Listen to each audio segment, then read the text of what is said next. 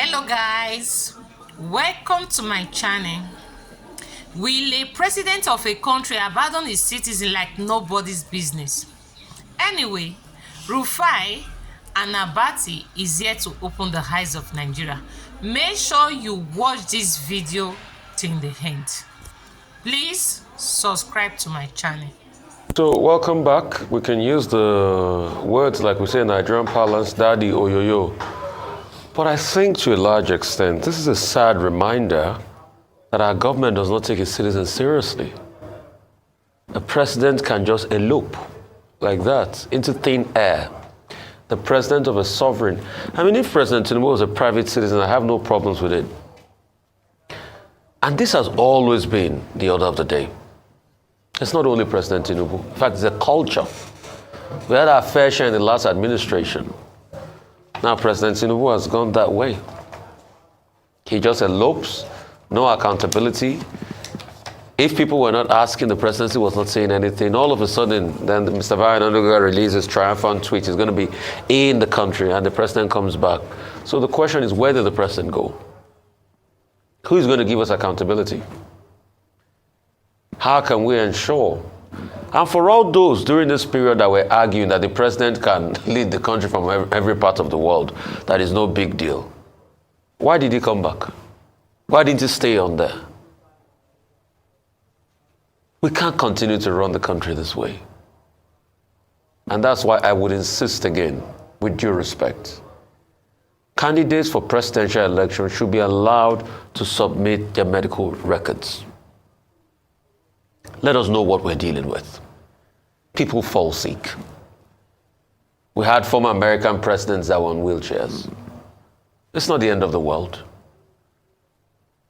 Let us know what we're dealing with, because we can't keep allowing people just go AWOL like that. We need total accountability. I know the argument on the part of some people will be, oh, you can't pry into a man's privacy.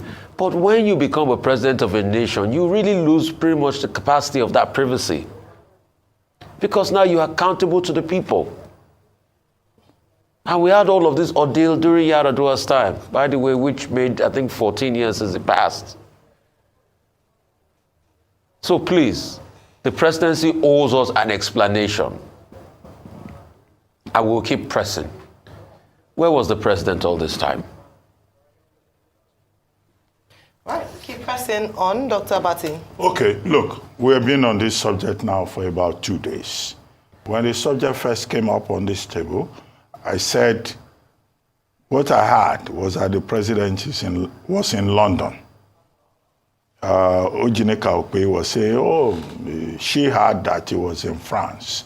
And I said, no, the president of Nigeria cannot disappear into a Bermuda Triangle. We need certainty. Look, when you become a president of Nigeria, or you go to a public office, you are public property because the Nigerian people voted for you. You can't just go missing without permission, without explanation. That's the principle that we have tried to establish on this table. And we wanted Nigerians also, generally, wanted clarity as to the whereabouts of their president. Now, my good friend Daniel Bwala said the president could rule Nigeria from any part of the world. I said, no, he has a place of work. Part of his social contract with the Nigerian people is that he has a place of work. And when he's leaving that place of work, that is why he has to explain to Nigerians within the province context of the principle of accountability to say, oh, this is where I am. So, I engaged Daniel Bwala later yesterday, and I told him, well, can the president rule Nigeria from Ukraine? Can he go to Gaza?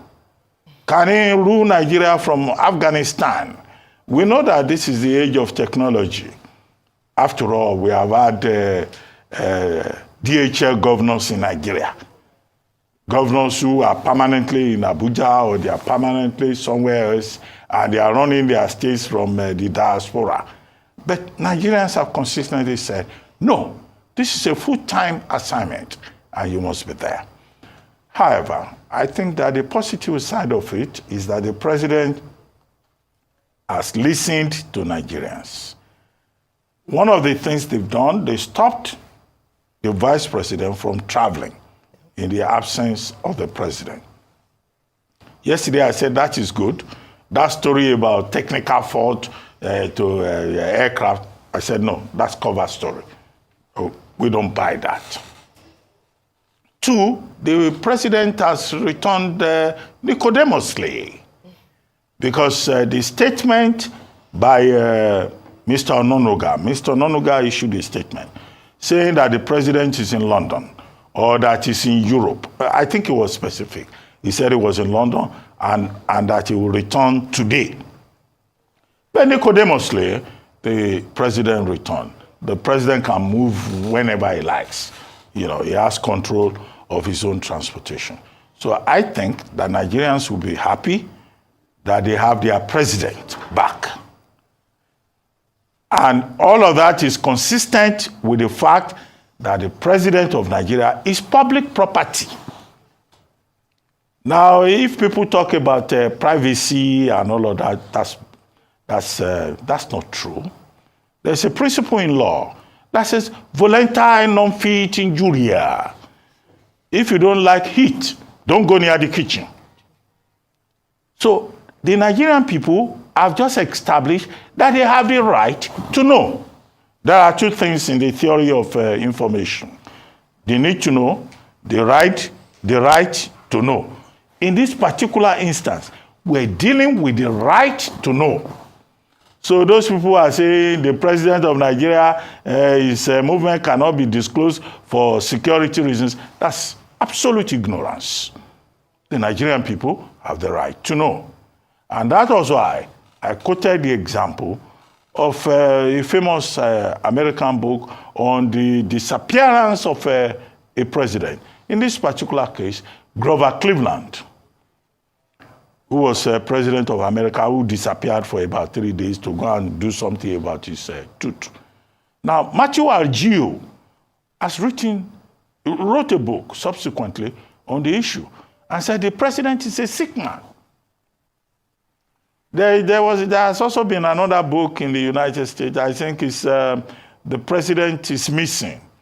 I think I mentioned that one yesterday, which is written by, I think, President Clinton and Patterson, but that's a novel, it's fiction, okay? And the book didn't particularly do well. But the basic book to reference is the Matthew Algeo book, you know, The President is a Sick Man. The summum bonum, the summary of it all is that, look, Nigerians have the right to know what is happening to their president all the time, where he is and all of that, because we used taxpayers' money to put him there. We voted. We put our energy into it, okay? Whether you are Labour Party or you are PDP or you are whatever, you have a right to say, where is my president? Now, that question has been answered now, and the president has returned Nicodemously, and we welcome him back. We are happy that he's back, and that this is not a pattern, or rather, this should not become a pattern for the Tinubu administration. When he's traveling, tell us, he's going to Netherlands, from Netherlands he will go to Riyadh, he will return on this date. He cannot just disappear into space as if the Bermuda Triangle has swallowed him up. And then when Nigerians begin to protest to say, where is our president, he suddenly shows up Nicodemously. No, this should be a lesson for the administration. Absolutely. Very quick.